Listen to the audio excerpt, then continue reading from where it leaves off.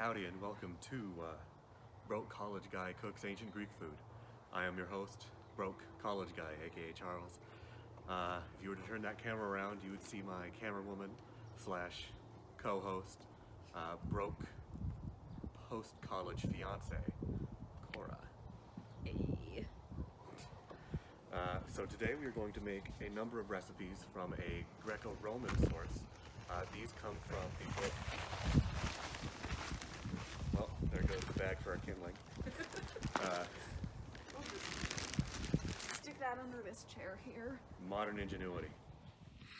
Hi, Charles here. I do not know what my webcam is doing.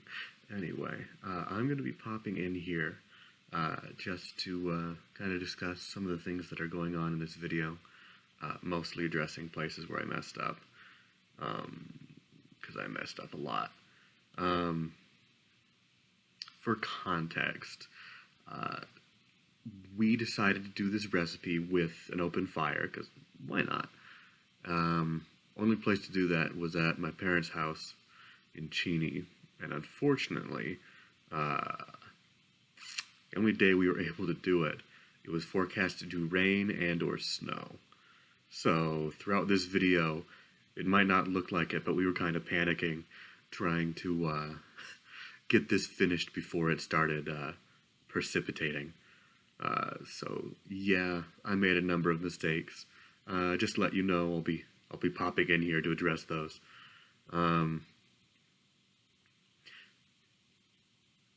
Also, just so you know, and this is probably pretty clear, we didn't practice this at all. I was like, I know how to cook. I don't need a script. I'm good at improvising. And this is the result. Dinosophistae. The diners. As in the people that dine, not like the Denny's. But anyway, which was authored in the 2nd or 3rd century AD by an author by the name of Athenaeus of Naucratis, I believe. Naucratis, which is a Greek trading colony in the north of Egypt. The thing about being a college student from Washington is I don't really have access to authentic ingredients. As such, I'm using the closest alternatives that I can find. Starting with asparagus. The ancient Greeks did eat asparagus. We don't have a recipe for it in this book because asparagus and veggies in general are kind of poor people food. We're just doing olive oil and salt and putting it on the grill. Continuing on, we have our herbs. All of these are native to Greece and would have been used often. We have bay, oregano, marjoram, and thyme. Fruits such as figs would have been common in desserts, praised for their sweetness. There was no such thing as raw sugar at the time, so sugar and honey are where you get your sweets from. And then we have the seasonings. The Greeks did use salt, just basic sea salt. They also would have used a fish sauce, similar to the Roman garum. And this is a seasoning called asafoetida, which comes from a plant native to the Middle East. Its name means fetid plant. It has a very strong, rotting, garlicky smell, and its taste is somewhat similar to a more earthy version of garlic. It is pretty good. The smell is a little bit intense. For the ancient Greeks, it was used as a replacement for the silphium plant, the Greeks and the later Romans. Silphium was this very highly praised plant, which, as far as we know now, is extinct because it was so popular. And then we have pepper. The Greeks would have been importing this from India. They don't use it as much as the Romans later do, but they are using it in their wine and occasionally in their food. This is honey. As I said before, there is no sugar. Honey would have been the main sweetener. And these are, of course, eggs. The Greeks were eating eggs. We see them described as being served with dessert, mostly just boiled, oddly enough.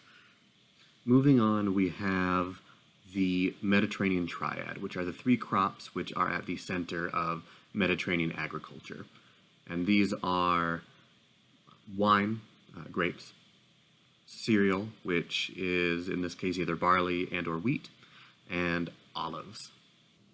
This particular wine is a Retsina. Historically, Greek wines would have been sealed with resin, which would have imparted the very woody, piney taste. That's mostly fallen out of fashion as we no longer need to seal bottles the same way. But Retsina and this style of wine purposely re-adds this resiny taste. It is a very particular flavor. It's somewhat similar to pine sol, but it is the closest to Greek wine, ancient Greek wine that we currently have. This is our water.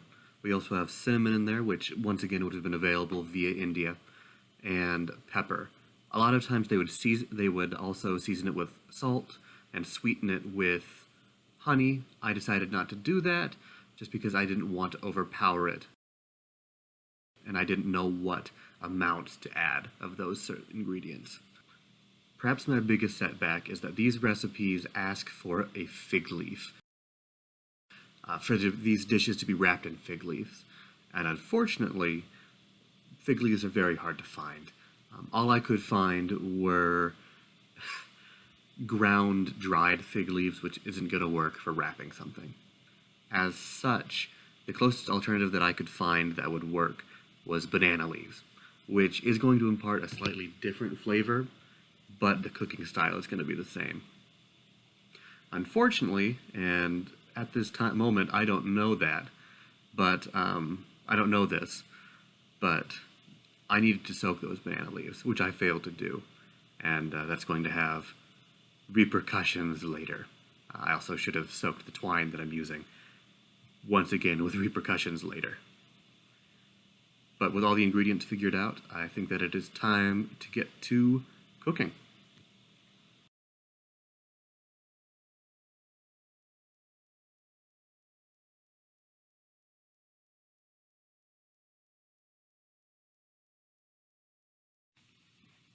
So I made a number of mistakes with this bread.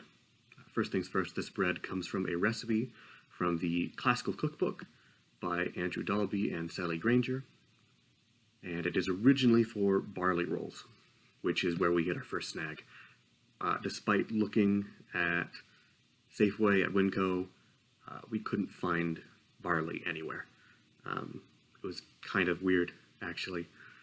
So rather than using barley, we had to use what was on hand, which was all-purpose flour, which the Greeks did have wheat. Was it bleached wheat? Probably not, but at the time, that is what we had. The next issue is a little bit more directly my fault. So the Greeks didn't have access to just those dried packets of yeast or active dry yeast or anything like that. Rather, they would have to get yeast from the environment around them. Usually they could get it from grapes or other kinds of fruit. That's how they were able to make things like wine without the addition of outside yeast. They would just use the grape skins, which already had yeast. One of the more popular ways of getting a natural source of yeast for breads would be making a sourdough starter. For those that don't know much about baking or making bread, a sourdough starter is when you allow flour and water, you make a mixture of flour and water, and either just by leaving it open for a little bit or the introduction of these fruit skins or something similar, you introduce a small amount of yeast to this sourdough starter, and then you allow it to sit and develop this yeast culture, which you can then use to make your bread. If you've ever had, sourdough from San Francisco or even just a bread bowl, that's what it starts. That's where you get it.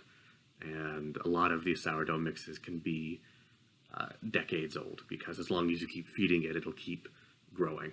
And it takes time for these to develop properly. Usually at least overnight, if not longer, preferably. I was planning on making one of these. I had the materials. And then I completely forgot about it until the morning that we were going to film. And there was not enough time for any kind of true yeast to develop if we did that. And so rather, while we were at the store looking in vain for barley flour, we found a packet of instant sourdough starter, which seemed kind of dubious to me. Looking at the ingredients, it was just rye and yeast and a few nutrients.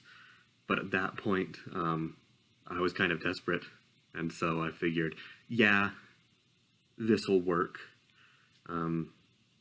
It's already a bit off we're already veering away from the recipe quite a bit. There is no mention of rye in this recipe. Fish would have been eaten much more often than meat in most places. These recipes are fairly simple. The one for the shrimp is actually a combination of a couple of similar recipes just because I wanted to be able to use the herbs. We lost the footage of me chopping the herbs, but the shrimp have been mixed with these herbs as well as all of our seasonings and some olive oil, and we are now laying them out on our leaf and tying that all closed. As I said before, I really should have soaked this as well as the string, but at the time I did not realize as such.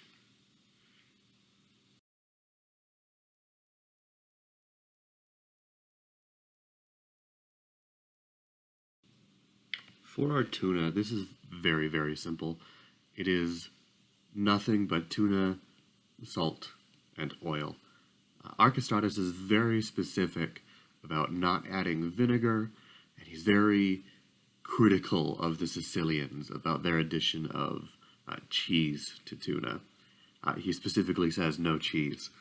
Actually, this is a sentiment that survives in some parts of Italy today. I did not have any proper fire poking or moving tools, so this is a garden hoe. It worked. As you can see, I was a bit too eager, and those coals aren't burnt down as much as they should have been, which led to a bit of trouble later on, unfortunately. And then there's this rack. I've only used this once or twice before, and I forgot how unsteady it is. It is terrible. It's what I get for buying cooking equipment from Amazon.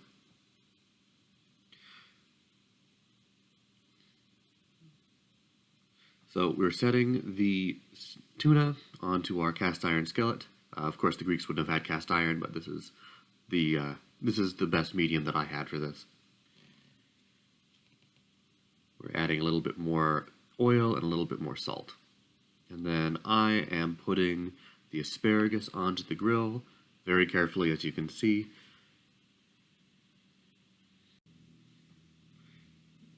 And just sprinkling that with some olive oil.